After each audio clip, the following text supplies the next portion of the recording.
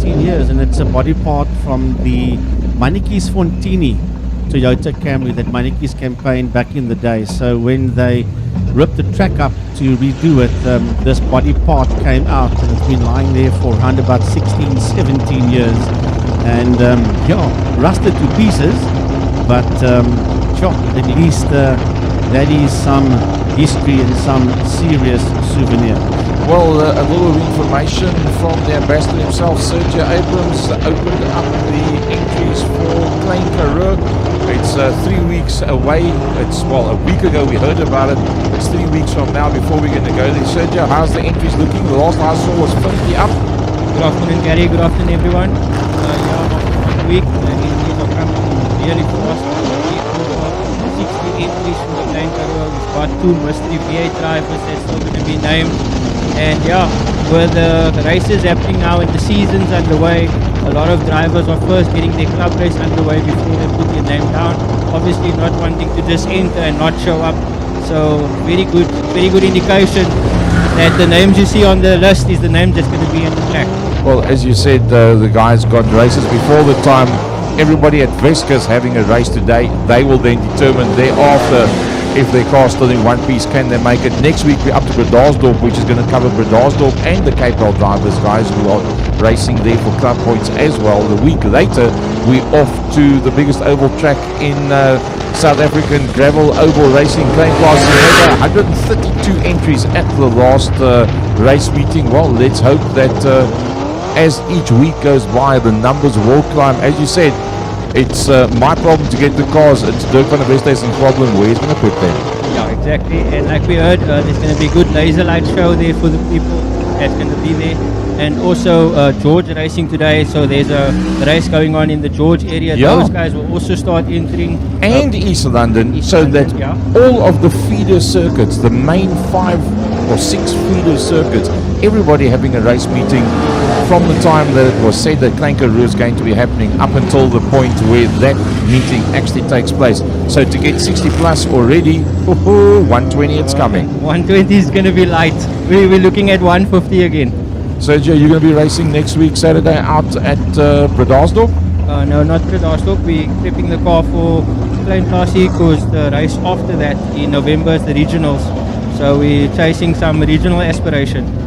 Luckily my car won't be finished in time, so I won't be under any pressure for that meeting. You can come to Weskus. It's a good learning ground. Hell yeah, well, we'll see as soon as the car's finished. We'll get it out on track and see how it goes. So, something completely different. V8 sprints out there. Morne Herald, Graham Parkins, Riaan Smit, Brian Hounsem, Kenny Goos and Leon Goos. That was the entries that came to hand. Sergio, when last have you ever seen 6 V8 sprints in the Western Cape area in one go out on circuit? No, it's been a long time since we've seen this, and definitely growing in numbers, and also the speed the guys are getting on the track is absolutely amazing. As you can see, they're starting to put it sideways. Spectacular show, and we really hope that soon the spectators will start coming back in numbers again, and that we can start filling the stands, and that we can get the motorsport back to where it's supposed to be. Nice to see ex-South African powerboat champion Morne Herald out there on track. That's the green and purple. That sticker job was done by Rage Productions FC Nieuwoud. So the 111, that's Riaan Smit, ex-South African midget champion and ex-club champion of note. The 4 with the Czech, that's Kenny Goos. The 17, one of the guys that is the very first to acquire, he's spinning it around, is Riaan Smit, and just gets missed there by Graham Parkins. So that 111, the tail end rather loose on that motor car. Let's see if they can get that one going again. Thunder Racing 17 car, Graham Parkins saying, come on guys, let's get it all together.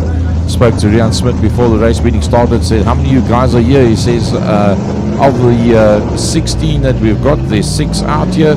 So there is numerous of these cars under construction and under maintenance at the moment, and it looks like the class is going to be growing here in the Western Cape area. Riaan Smit gets the push, and he gets the 111 going again. Right, so Riaan Smit, the multiple SA midget champion, and a man that loves to race the E36 BMW Cup car in the Rallycross. at Killarney International Raceway. So leading them out towards us is Dalian Gous in the 16. Then we've got Morna Herald in the 10 car. Morna Herald coming through as well. Then the 17 will be Graham Parkins. The 76 is Brian Hansom, and then that number 4, that is Kenny Gous. He sits there third on track.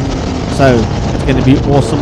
Kenny Gous would certainly be one of the odds-on favourites, together with the likes of Graham Parkins and definitely the 111 of Riaan Smit. So theoretically they should be the top 4 across the line, but time will tell. Lovely to see 6 thundering V8 sprint cars work their way around the Weskus Oval. Well, he has done a lot of seat time in that motor car, but don't count out ex-Formula 1 powerboat champion in Morna Herald in the 10 car front row on the outside of the 16 of Dalian Gous. Looks like the 4 is of Kenny Gous will be second row on the inside. On the outside of that will probably be Brian Hansom. Looks like Brian Hansom is going to pull up, or is he going to stay on the third row? No, he'll move. Yeah, he's going to stay on the third row. So Brian Hansom moves out onto the outside of the second row.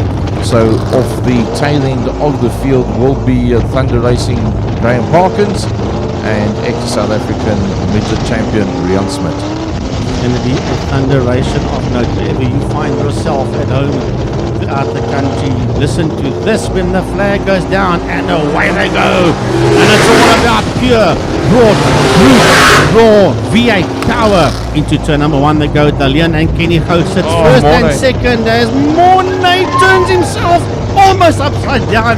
What a recovery there by Morna Herald. Well, he frames it going around the outside of the 16 of Dalian Gous into turn number 1, and he kept the hammer down and it started snaking underneath him. He had to roll out of the gas, climb back on it again, going into the corner, got it onto the loose. Still frames it his chances of getting the power down with those big gumball tires and working it around the outside. Then when the back end started coming around, I thought, okay, if that's the case, let's just keep the hammer down and let's try and spin it right around and keep on trucking.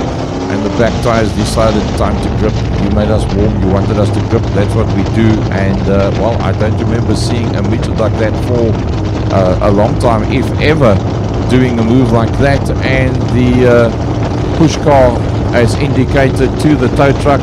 Oh no, he says the tow truck, wait, don't worry, I'm going to give him a push.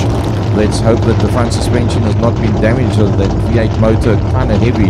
When the car's that high up into the air, coming down with bottom-mounted front suspension very, very heavily. So let's hope it's all good. Let's have a look and see. That photo is going to pop up on social media on more than one occasion, that I can guarantee you. Where's FC? Is FC down that side? I don't know, he's out there.